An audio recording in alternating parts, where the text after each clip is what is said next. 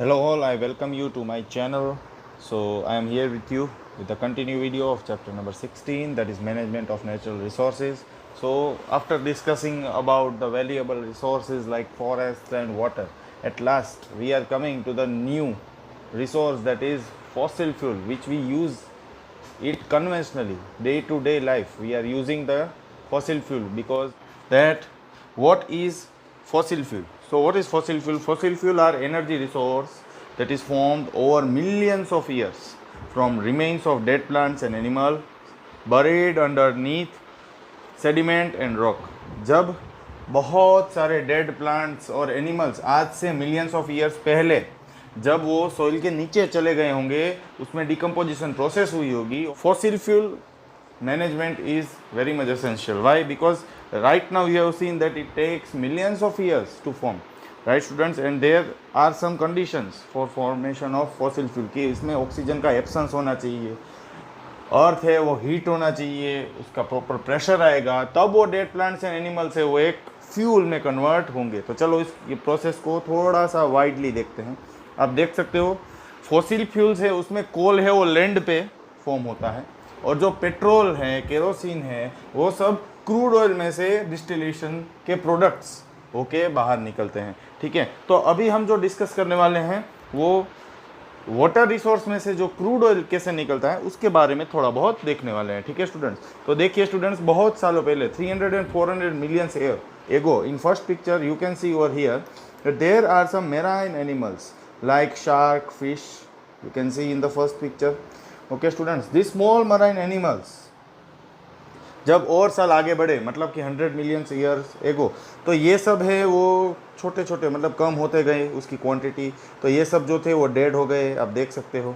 ठीक है स्टूडेंट्स, उसके बाद क्या हुआ स्टूडेंट्स, इसके ऊपर अर्थ का टेम्परेचर, प्रेशर, वो सब आया, तो क्या हुआ, ये डिकम्पोज हो गए और इसमें फॉर्म हो गया गैस. आप देख सकते हो, you can see that it forms gas and oil.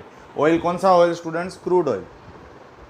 ठीक है स्टूडेंट्स, और गैस कौन सा? ये वाला नेचुरल गैस जिसमें मीथेन होता है.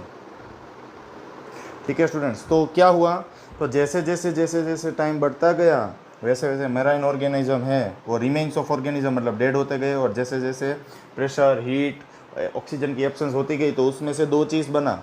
क्या क्या बना? क्रूड ऑयल और नेचुरल गैस. ये गैस है और नीचे वाला ऑयल है. ओके स्टूडेंट्स, तो ये तो समझ में आ गया कि ऑयल और गैस कैसे फॉर्म होता है. अब हम आगे बढ़ते हैं. So what are the advantages and disadvantages of using fossil fuel. तो अभी तो हम कन्वेंशनली फॉसिल फ्यूल ही यूज़ कर रहे हैं, उसके कई सारे एडवांटेजेस हैं, पर उसके कई गुना ज़्यादा डिसएडवांटेजेस है. क्या क्या है? Large amount of electricity can be generated in one place using coal fairly cheaply. सस्ते में हम ज़्यादा से ज़्यादा अमाउंट ऑफ इलेक्ट्रिसिटी है वो प्रोड्यूस कर सकते हैं, जिसकी डिमांड अभी सबसे ज़्यादा है. Second, transporting oil and gas to power station is very easy. इसका ट्रांसपोर्टेशन है वो इजी है. Fossil fuel are very easy to find, they are easy to find nowadays because there are many places where there is a remains of dead plants and animal, and by drilling fossil fuel can be extracted out, and coal drilling process is easier than that of the crude oil extracting process. कोयल में तो क्या होता है, mines होती है, mining करके direct कोल को निकाल लिया जाता है, फिर उसको थोड़ा क्लीन करके डायरेक्ट बेच दिया जाता है. ठीक है, कोल है उसमें भी वेराइटी आती है, lignite, bituminous and anthracite, as you have studied in earlier standards.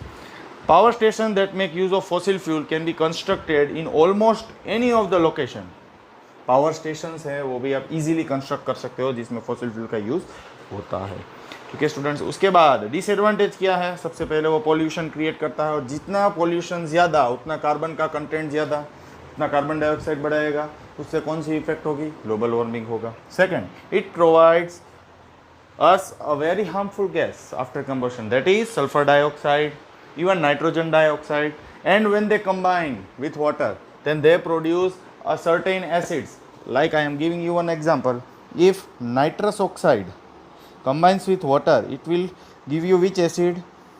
HNO3, that is nitric acid.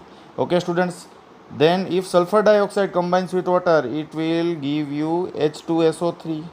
Same way, if carbon dioxide is mixed with water, it will give you carbonic acid.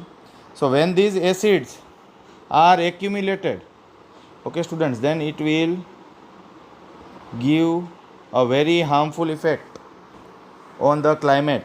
If this acid mixes with water and it comes in the form of rain to the earth, then it is very much dangerous for the earth, as will reduce the fertility of the soil, it will damage the marine organisms. Mining coal can be difficult and dangerous. Strip mining destroys large area of landscapes. ठीक students, mining करने से process easy है, पर वो करने से वहाँ का फॉरेस्ट है वो चला जाएगा, फर्टिलिटी है वो भी चली जाएगी. Coal fired power station need huge amount of fuel, which means trains loads of coal almost constantly. उसमें आपको सबसे ज़्यादा फ्यूल चाहिए. माइनिंग करने में भी कोई मशीन चाहिए, उसको भी फ्यूल ज़्यादा चाहिए, और वहाँ से सप्लाई करने में भी फ्यूल ज़्यादा चाहिए. Okay students, so there are many disadvantages. Pollution होता है, सल्फर डाइऑक्साइड और वो है, उसके कारण एसिड रेन आ सकता है. थर्ड, जहाँ पे भी माइनिंग होगा, माइनिंग एक्टिविटीज़ होती है, वहाँ की फॉरेस्ट लाइफ है वो बर्बाद हो जाएगी. ठीक है students, so these are the disadvantages. और लास्ट वाला डिसएडवांटेज जो इसमें मेंशन नहीं किया है, that the fossil fuel is degrading right now to the time, right? So this is most disadvantageous point that is present over today. So some simpler choice can make a difference in our energy consumption pattern. So how can we save the fossil fuel? How can we manage the fossil fuel? Now let us discuss this 4 point and end this video and chapter. So first is, will you take a bus or will you use a personal vehicle or walking or cycling? See students, आप क्या prefer करोगे, bus, personal vehicle, walking और cycling? Let us discuss point wise. So first, where you will prefer bus for a large distance. अगर आप large distance travel कर रहे हो तो आप पर्सनल कार की जगह पे बस से जा सकते हो. पर्सनल व्हीकल में आप कब जाओगे, जब आपको एक सिटी के अंदर घूमना है, तब आप पर्सनल व्हीकल प्रीफर कर सकते हो. बहुत ही शॉर्ट डिस्टेंस है, 1 से 2 स्ट्रीट तक का, तो आप वॉकिंग या साइकिलिंग, ये दोनों में से कोई भी एक रास्ता चुन सकते हो. Second, you will use bulb of fluorescent tubes, obviously bulbs, and nowadays LED bulbs are also present and that can save the electricity. Third, using the lift और taking the stairs. See, using the lift will require electricity, so if you are taking the stairs, then you will save the electricity. See students, in each and every point we are saving fossil fuel. See, if you are taking bus, then you will save fossil fuel, right? Second, in second case, if you are using bulb, you are saving the electricity, means indirectly you are saving the fossil fuel, because this electricity is mostly generated in India by coal power stations. That's why. Using the lift or taking the stair, so it's already discussed, you will take the stair in order to save the electricity. Fourth one, wearing an extra sweater or using a heating device on a cold days. तो आप sweater पहनना पसंद करोगे या फिर heating device, heater, room heater start कर दोगे. Room heater से बिल भी ज़्यादा आता है, इलेक्ट्रिसिटी का कंजम्पशन भी ज़्यादा है.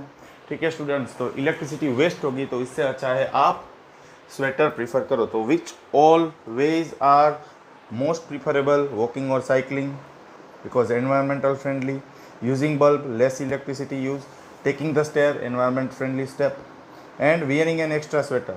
So these all are the very good steps that you can use and you can do in your daily life. There are many more ways in order to save and conserve the fossil fuel and the fossil fuel products. Thank you for watching the video.